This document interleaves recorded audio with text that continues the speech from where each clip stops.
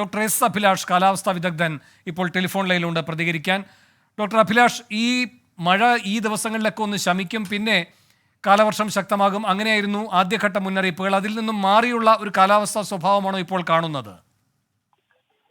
തീർച്ചയായിട്ടും ഇതിപ്പം കേരളത്തില് വിവിധ പ്രദേശങ്ങളിൽ വലിയ കൂമ്പാര മേഘങ്ങളുടെ രൂപീകരണമാണ് നമ്മുടെ സാറ്റലൈറ്റ് അതോടൊപ്പം തന്നെ റഡാർ ഇമേജുകളിലൊക്കെ നമുക്ക് മനസ്സിലാക്കാൻ സാധിക്കുന്നത്. ഇപ്പം ഉദാഹരണമായിട്ട് കഴിഞ്ഞ ഒരു മണിക്കൂറിൽ നമ്മുടെ കൊച്ചിൻ യൂണിവേഴ്സിറ്റിയിലെ ഒരു AWS ഓട്ടോമാറ്റിക് വെതർ സ്റ്റേഷനിൽ രേഖപ്പെടുത്തിയത് മേഘവിസ്ഫോടനത്തിന് സമാനമായിട്ടുള്ള, അതായത് 9.85 സെന്റിമീറ്റർ മഴയാണ് രേഖപ്പെടുത്തിയത്.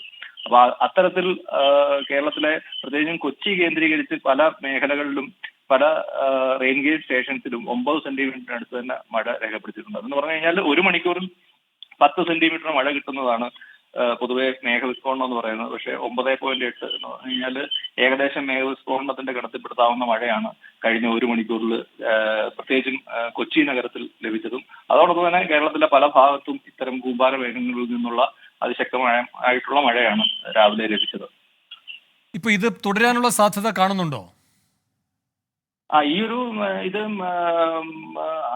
നമ്മുടെ മൺസൂൺ വരുന്നതിന് തൊട്ട് മുമ്പായിട്ടുള്ള ആ ഒരു ട്രാൻസിഷൻ സ്റ്റേജിലാണ്. അപ്പം നമ്മുടെ പ്രദേശത്തേക്ക് ഈ റെമൽ ചുഴലിക്കാറ്റിന്റെ ഒരു പ്രതിഫലനത്തിന്റെ ഭാഗമായിട്ട് നല്ല തോതിൽ അറബിക്കടലിൽ നിന്നും നീരാവി എത്തുന്നുണ്ട്. അപ്പം കാറ്റിന്റെ ആ ഒരു അനുകൂല ഘടകം കൂടി കിടക്കുന്നത് കൊണ്ട് ഒരുപക്ഷെ 1-2 ദിവസം കൂടി ഒറ്റപ്പെട്ട സ്ഥലങ്ങളിൽ ഇതുപോലെ നമുക്ക് ചുരുങ്ങിയ കാലയളവിൽ അതിശക്തമായിട്ടുള്ള മഴ നമുക്ക് പ്രതീക്ഷിക്കാവുന്നതാണ്.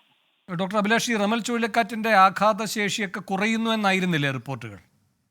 അതാണ്, റെമൽ ചുഴലിക്കാറ്റ് ഏകദേശം കടതൊത്തിരിക്കുകയാണ്. അവിടെയുള്ള പ്രശ്നങ്ങൾ ബംഗ്ലാദേശിലും ബംഗാളിലുമുള്ള പ്രശ്നങ്ങൾ ഏറെക്കുറെ ഒഴിഞ്ഞു പോയിരിക്കുകയാണ്. പക്ഷേ റെമൽ ചുഴലിക്കാറ്റ് കാരണം നമ്മുടെ പശ്ചിമ തീരത്ത് കാറ്റിന്, നമ്മുടെ പശ്ചിമവാദങ്ങൾക്ക് വെസ്റ്റേർലി വിൻഡ് ഒന്ന് സ്ട്രെങ്തൻ ചെയ്തിട്ടുണ്ട്. അപ്പൊ ആ റെമലിന്റെ ഒരു റിമോട്ട് ഇൻഫ്ലുവൻസ് ആണ്, ഡയറക്റ്റ് ആയിട്ടുള്ളതല്ല. ആ റിമോട്ട് ഇൻഫ്ലുവൻസ് കാരണം പശ്ചിമ കാറ്റ് നമുക്ക് കുറച്ചുകൂടെ ശക്തി പ്രാപിച്ചിട്ടുണ്ട്. അപ്പൊ അതിന്റെ ഒരു പാർട്ടായിട്ട് അറബിക്കടൽ മേഖലയിൽ ഇപ്പോൾ തന്നെ ധാരാളം നീരാവി അറബിക്കടലിന്റെ മധ്യഭാഗത്ത് നിലനിൽക്കുന്നുണ്ടായിരുന്നു.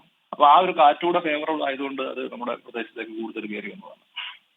വളരെ നന്ദി ഡോക്ടർ എസ് അഭിലാഷ് പ്രതികരിച്ചതിന്. കുസാറ്റിൽ നിന്നുള്ള കാലാവസ്ഥാ വിദഗ്ധൻ ഡോക്ടർ എസ് അഭിലാഷ് പറയുന്നത്, കൊച്ചിയിൽ കുസാറ്റിൽ രേഖപ്പെടുത്തിയിരിക്കുന്നത് ഒരു മണിക്കൂറിൽ 9.8 സെന്റിമീറ്റർ മഴയാണ്. ഇത് മേഘവിസ്ഫോടനം എന്ന പ്രതിഭാസം ഉണ്ടായിരിക്കുന്നു എന്നതിൻ്റെ സാഹചര്യം തന്നെയായി അദ്ദേഹം ചൂണ്ടിക്കാട്ടുകയാണ്. കാരണം ഒരു മണിക്കൂറിൽ 10 സെന്റിമീറ്റർ മഴ പെയ്യുമ്പോഴാണ് മേഘവിസ്ഫോടനം എന്ന പ്രതിഭാസം സംഭവിക്കുക.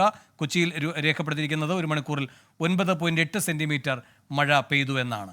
വിധി ദിനത്തിൽ 24 മാജിക് ജൂൺ 4 ചൊവ്വാഴ്ച രാവിലെ 5 മണി മുതൽ 24-ൽ.